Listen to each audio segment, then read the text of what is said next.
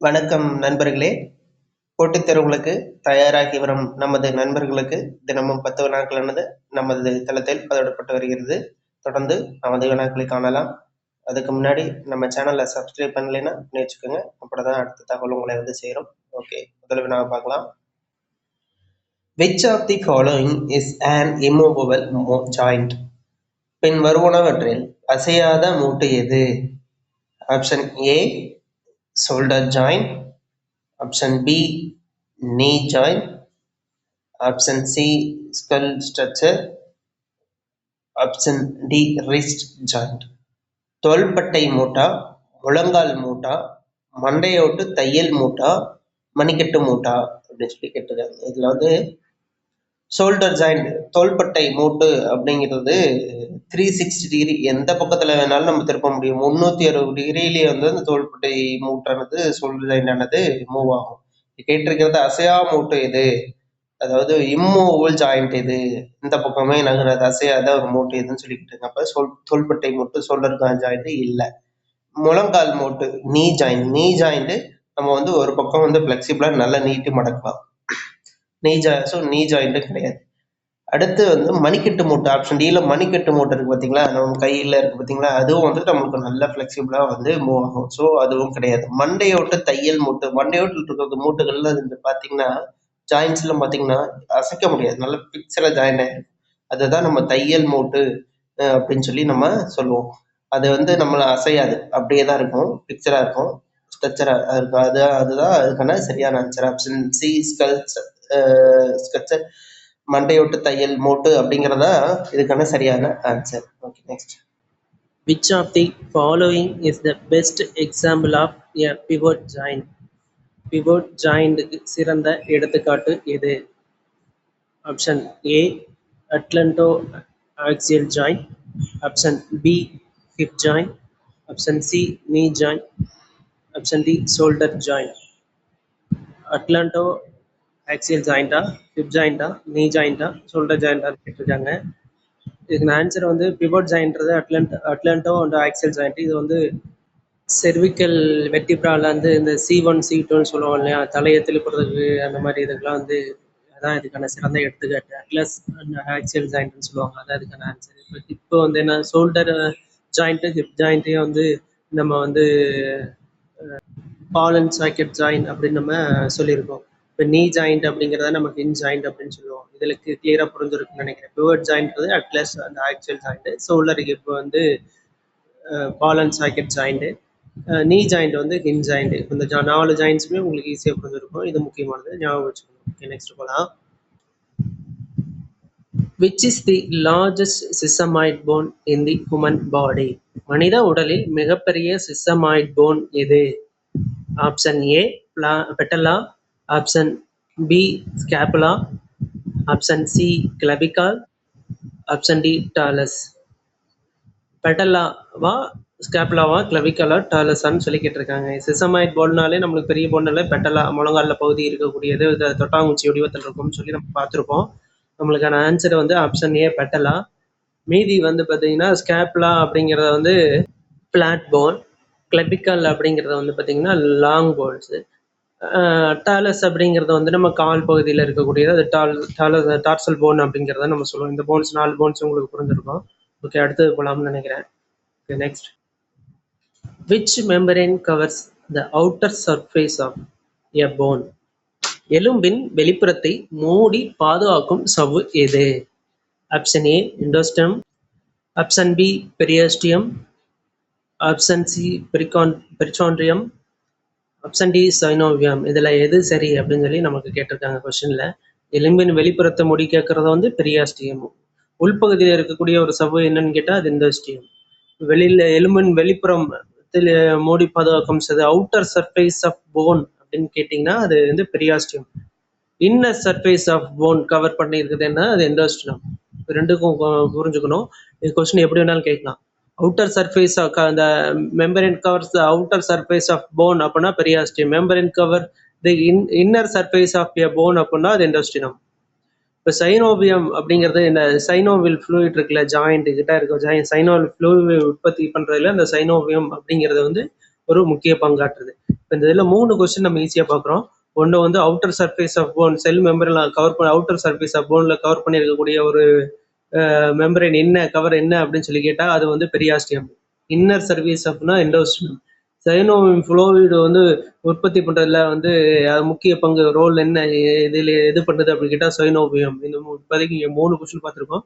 இதை ஞாபகத்தில் வச்சுக்கணும். ஓகே, நெக்ஸ்ட் போல புரியும் நினைக்கிறேன்.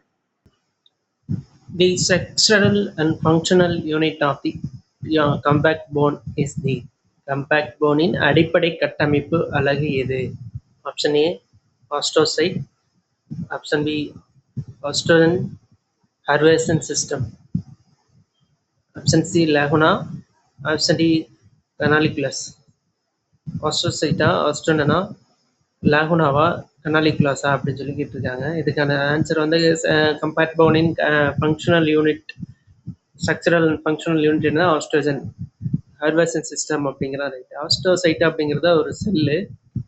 லேகுனா அப்படிங்கிறத வந்து அந்த ஆஸ்ட்ரோசைட்டானது இந்த லேகுனாவுக்குள்ள எலும்புகளுக்குள்ள இருக்க இடைவெளியில் போய் ஸ்டோரேஜ் ஆகிறதா வந்து அந்த செல்லானது ஸ்டோரேஜ் ஆகிற ஸ்பேஸை தான் லேகுனா அப்படிங்கிறத சொல்லுவோம். அந்த லேகுனா வந்து மொத்த கூட்டமைப்பு சிறிய சிறிதாக இருக்கும். அது மொத்தமாக சேர்ந்துறதா கனாலிகுலஸ் அப்படிங்கிறத நம்ம சொல்லுவோம். இதுதான் அடிப்படை கம்பேக்ட் பவுன் அப்படிங்கிறது. இன் ஸ்ட்ரக்சரல் அண்ட் ஃபங்க்ஷனல் யூனிட் அப்படின்னு சொல்லிக்கிட்டா ஆஸ்ட்ரோஜன். அதாவது ஹார்வேசன் சிஸ்டம் அப்படிங்கிறது இதுதான். புரிஞ்சிருக்கும்னு நினைக்கிறேன். இன்னும் ஆஸ்ட்ரோஜன் அப்படிங்கிறது ஹார்வேசன் சிஸ்டம். அந்த சிஸ்டத்தை தான் இப்போ நான் வந்து ஆஸ்ட்ரோசைட்னா என்ன, லேகுனா என்ன, கனாலிகுலஸ்னா என்னன்னு சொன்னேன். ஆஸ்ட்ரோசைட் அப்படிங்கிற ஒரு செல். அந்த செல்லு வந்து லேகுனா அப்படிங்கிறது அந்த எலும்புகளுக்கு இடையில் அந்த கேப்பில் வந்து அந்த செல்லான ஸ்டோரேஜாக இருக்கும். அது லேகுனான்னு சொல்கிறோம். பல லேகுனா சேர்ந்ததை நம்ம கனாலிகுலஸ் அப்படிங்கிறது answer. Okay, next. Which cells are responsible for bone formation? புதிய எலும்பு உருவாக்கும் செல்கள் எவை? Option A osteoclasts, option B osteoblast, option C chondrocytes, option D fibroblast. இதில் எலும்பை பற்றி படிக்கிறது நம்ம ஆஸ்ட்ராலஜி. இங்கே ரெண்டுமே ஆஸ்ட்ராலஜி இருக்குன்னு பாருங்கள். இதில் வந்து ஆஸ்ட்ரோகிளாட்ஸ் அப்படிங்கிறது நம்ம செல்லில் உடம்புல எலும்பில் இருக்கக்கூடிய செல்களில் சிதைந்த செல், வயதான செல், இறந்து போன செல்லெல்லாம் அழிக்கக்கூடியது தான் ஆஸ்ட்ரோகிளாஸ்ட். ஆஸ்ட்ரோகிளாட்ஸ் ஆப்ஷன் ஏன்றது. ஆப்ஷன் பி வந்து அதுதான் வந்து ஆஸ்ட்ரோபிளாஸ்ட்ன்றது எலும்புல இருக்கக்கூடிய செல்களை உருவாக்கக்கூடிய பணி தான் ஆஸ்ட்ரோபிளாஸ்ட். BLASTS ஆஸ்ட்ரோபிளாஸ்ட் அப்படிங்கிறது நம்ம எலும்புகளில் செல்களை உற்பத்தி செய்யக்கூடியது ஆஸ்ட்ரோபிளாஸ்ட். ஆஸ்ட்ரோகிளாஸ்ட் CLA அப்படிங்கிறது முதிர்ந்த இறந்த செல்களை அழிக்கக்கூடிய பணி தான் அது செய்யுது. கோண்ட்ரோசைட்ஸ் அப்படிங்கிறது வந்து என்னன்னா செல்களை மெயின்டைன் பண்ணக்கூடியது. செல்லோட இதை வேலை இது என்ன அது அப்படின்றத அதை மெயின்டைன் பண்ணக்கூடியது. முதிர்ந்த செல்ல அங்கே இருக்கக்கூடிய செல்களை பாதுகாக்கக்கூடிய மெயின்டைன் பண்ணக்கூடியது. ஸோ இங்கே கேட்டிருக்கிறது ரெஸ்பான்சிபிள் ஃபார் போன் ஃபார்மேஷன், செல் உருவாக்கத்துக்கான செல்கள் எலும்பு உருவாக்கும் செல்கள் எது, புதிய எலும்பு உருவாக்கும் செல்கள் எவை அப்படின்னு சொல்லி கேட்டிருக்காங்க. ஆன்சர் ஆப்ஷன் பி ஆஸ்ட்ரோபிளாஸ்ட் அப்படிங்கிறது தான் சரியான ஆன்சர். ஓகே, நெக்ஸ்ட் கொஸ்டின் இப்போ நம்ம போகலாம். Which cells are responsible for bone resorption? எலும்பை கரைக்கும் செல்கள் எவை? Option A osteoblast, option B osteocytes, option C osteoclast, option D chondroblasts. இதில் எது சரியான ஆன்சர்? இதோட ரோல் என்ன? இந்த இது வந்து நம்ம வந்து இந்த கொஸ்டினை முன்னாடி இதுலேயே நம்ம தெளிவாக பார்த்துட்டோம். எலும்பு உருவாக்கும் செல் என்ன, ஆஸ்ட்ரோபிளாஸ்ட் என்ன, ஆஸ்ட்ரோசைட் என்ன, ஆஸ்ட்ரோகிளாட்ஸ்னா என்ன அப்படின்னு சொல்லி பார்த்துருக்கோம். ஆஸ்ட்ரோகிளாஸ்ட் தான் வந்து முதிர்ந்த இறந்த செல்லை அழிக்கக்கூடிய பணிகளை அதுதான் செய்யுது. இதுக்கான ஆன்சர் வந்து ஆப்ஷன் சி தான் சரியான ஆன்சர். புரியும் நினைக்கிறேன். நெக்ஸ்ட் கொஸ்டின் போகலாம். Longitudinal growth of human bones occurs mainly at the குழந்தைகளில் நீளமான எலும்புகளின் வளர்ச்சி முக்கியமாக நடைபெறும் பகுதி எது? Option A medullary cavity, option B epiphyseal plate, option C periosteum, option D Haversian canal. Medullary கேவிட்டியா, எபிஃபேசியல் பிளேட்டா, பெரியாஸ்டினமா, ஏர்வசன் கேனலான்னு கேட்டிருக்காங்க. இதுக்கான முக்கியமான இதை வந்து கிரவுத் பிளேட்டுன்னு சொல்லுவாங்க. இதுக்கான ஆன்சர் வந்து எபிஃபேசியல் பிளேட்டு. இந்த வளர்ச்சியான நடைபெறும் தருணத்தை வந்து கிரவுத் பிளேட் அப்படிங்கிறத சொல்லுவாங்க. இன்னொன்று, இந்த ஹேர்வேசியன் கேனல் அப்படிங்கிறது இந்த நம்ம பெட்டலில் இருக்குல்ல, அங்கே இருக்கக்கூடிய ஒன்று. இது வந்து இன்னொன்று நம்ம அதில் படிச்சிருக்கோம். நம்ம இதுலேயே முன்னாடி இருக்க கொஸ்டினே வந்து ஸ்கேப்புலா, கிளவிக்கல் அதெல்லாம் நிறைய படிச்சிருக்கோம். இதில் வந்து ஹேர்வேசியன் கேனல் அப்படிங்கிறது பெட்டலா, சிசமாய்ட் போன் அப்படின்னு பார்த்துருப்போம். அந்த இடத்துல இருக்கக்கூடியதை வந்து அதான் ஹேர்வேசியன் கேனல் அப்படிங்கிறது பார்த்துருப்போம். இது பெரியாஸ்டியம் அப்படிங்கிறது எலும்புகளை சுற்றி இருக்கக்கூடிய ஒரு சவ்வு. பெரிகார்டியம் அப்படிங்கிறது என்ன? பெரியாஸ்டியம், பெரிகார்டியம் நம்ம வந்து இதில் எப்படி வேணாலும் கொடுக்கலாம்.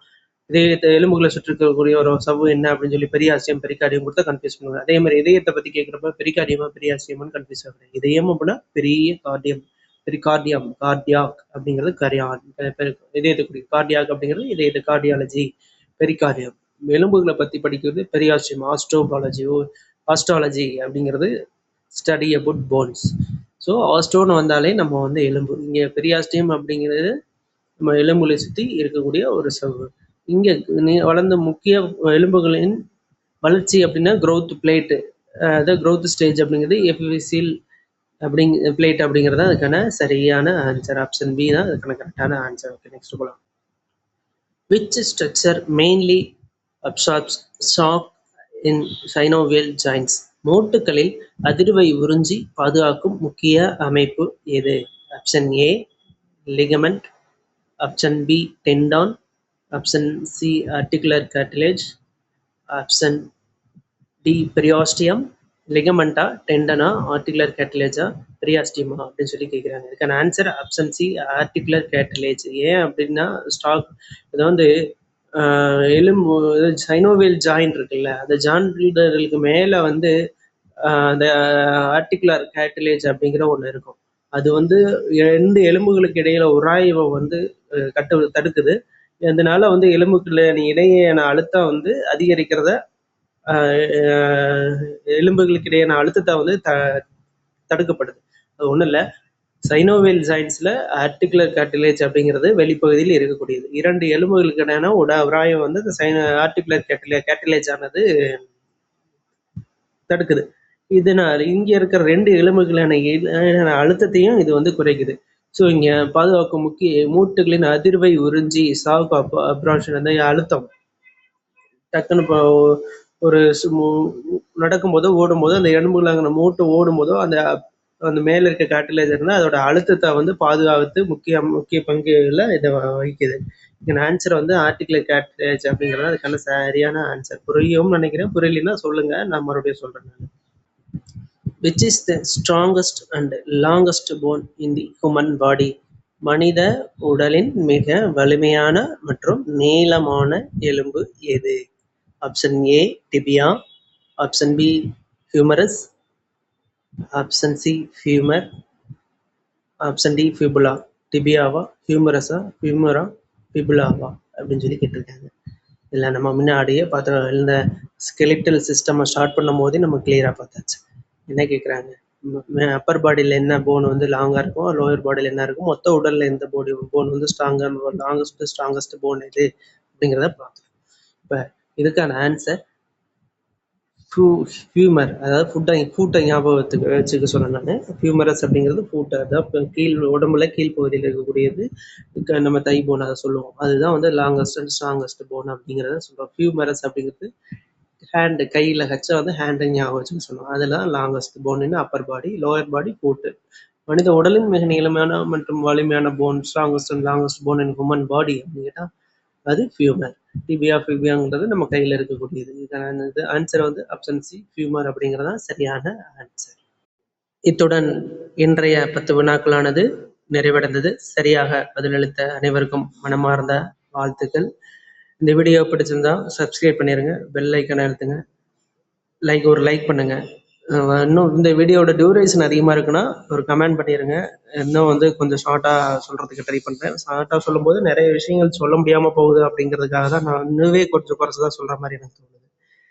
அதே மாதிரி ஆனுவல் பிளானர் வந்து மறுபடியும் ஒன்று வரப்போகிறதா சொல்கிறாங்க. அப்படி வரப்போகுதுன்னா இப்போ வரும் அப்படின்னு பட்சத்தில் நம்மளோட நோட்டிஃபிகேஷனை பற்றி கண்டிப்பாக தகவல் இருக்கும். அது முன்னாடியே நடக்கும். நம்ம வந்து டெட்டு எக்ஸாம் தான் முன்னாடி நடக்கிறதுக்கான வாய்ப்பு தெரியுது. அதுக்கடுத்து நம்மளது வந்து நம்ம நோட்டிஃபிகேஷன் வரும், கண்டிப்பாக வரும். அது இந்த கேசஸ் எல்லாம் இருக்கிறதா சொல்கிறாங்க. அது என்ன, அந்த கேஸ் இருந்தாலுமே நம்ம நோட்டிஃபிகேஷனை விட்டுட்டு அதை பற்றி பின்னாடி பார்த்துக்கலான்னு கூட அவங்க வந்து நோட்டிஃபிகேஷனை விடலாம்.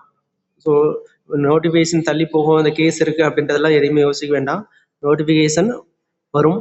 ஆனுவல் பிளானர் பார்த்தாலே நம்மளுக்கு தெரிஞ்சிடும். புதுசாக ஒரு ஆனுவல் பிளானர் இப்போ மறுபடியும் இந்த கவர்மெண்ட் வந்ததுக்கப்புறம் விட போகிறதா சொல்கிறாங்க. அப்படி ஆனுவல் பிளானர் வரும் பட்சத்தில் சட்டசபை முடியும் அதுக்கு உள்ளேயோ அல்லது சட்டசபை முடிஞ்சதுக்கு முன்னாடி இந்த மேக்ஸிமம் இந்த மாதமே வர்றதுக்கான வாய்ப்பு தான் தெரியுது. இப்படி வந்துச்சுன்னா கண்டிப்பாக நம்மளோட எக்ஸாமை பற்றின ஒரு தகவல் கண்டிப்பாக இருக்கும். ஸோ தளர்ந்து விட வேண்டாம், மனம் சோர்ந்து விட வேண்டாம். எக்ஸாம் எப்போ வேணாலும் வரலாம். கேஸ் இருக்குது அப்படி இருக்குது, நோட்டிஃபிகேஷன் தள்ளி போகும் அப்படின்லாம் எதையுமே நம்ம வேணாம். என்றைக்கு வேணாலும் வரலாம். கவர்மெண்ட் நினச்சா என்ன வேணாலும் செய்ய முடியும், எதை வேணாலும் செய்ய முடியும் உடனே. ஸோ அதனால் மனம் தளர்ந்து சோர்ந்து விட வேணாம். படிக்கிறத மட்டும் கன்சிஸ்டண்ட்டாக படிச்சுக்கிட்டே இருப்போம். நம்ம எக்ஸாம் நியர்பையில் இருக்குது, அந்த வந்துச்சு அப்படின்னா நாளைக்கு எக்ஸாம் நடந்தாலும் நாங்கள் தயாராக இருக்கிறோம் அப்படிங்கிற ஒரு ஸ்டாண்டர்டோடு நம்ம இருக்கணும். அப்படின்னா தான் நம்ம எக்ஸாமை படித்து பாஸ் பண்ண முடியும். ஸோ இன்னையிலேருந்து எடுத்தால் கூட நம்மளால் கண்டிப்பாக முடியும். ஸோ அந்த இதை நம்ம விட்டுறாதீங்க. டெய்லியும் படிங்க. கன்சிஸ்டண்ட்டான ஒரு பர்ஃபார்மன்ஸை கொடுத்துக்கிட்டே இருந்தால் நம்மளால் வெற்றி பெற முடியும். ஆனுவல் பிளானர் வந்துருச்சு அப்படின்னா அதுக்கப்புறம் அவசரமாக படிக்கிறத விட முன்னாடியே படித்து முடிச்சிடணும். நோட்டிஃபிகேஷனுக்கு முன்னாடியே நம்ம கம்ப்ளீட்டாக இருந்தால் தான் நம்ம எக்ஸாமில் வந்து வெற்றி அடைய முடியும். ஸோ வெற்றி பெற வாழ்த்துக்கள். தொடர்ந்து பயிற்சி செய்வோம், விடாமுயற்சியுடன் பயிற்சி செய்வோம். அப்படின்னா தான் அந்த இலக்கை அடைய முடியும். நாளை மீண்டும் 10 புதிய வினாக்களுடன் உங்களை வந்து சந்திக்கிறேன். இந்த வீடியோ பிடித்திருந்தால் ஒரு லைக் பண்ணுங்கள், சப்ஸ்கிரைப் பண்ணிடுங்க, பெல் ஐக்கன் அழுத்திக்கங்க. அப்படி தான் மறுபடியும் உங்களை வந்து ரீச் பண்ண முடியும். நிறைய பேர்த்துக்கு இன்னும் ஷேர் பண்ணி தகவலை சொல்லுங்கள். இன்னும் படிக்காமல் இருக்காங்க, இன்னும் அந்த ஆர்வத்தை குறையாமல் படிங்க. ஓகே, நன்றி. வெற்றி பெற வாழ்த்துக்கள். நாளை மீண்டும் ஒரு புதிய 10 வினாக்களுடன் உங்களை வந்து சந்திக்கிறேன்.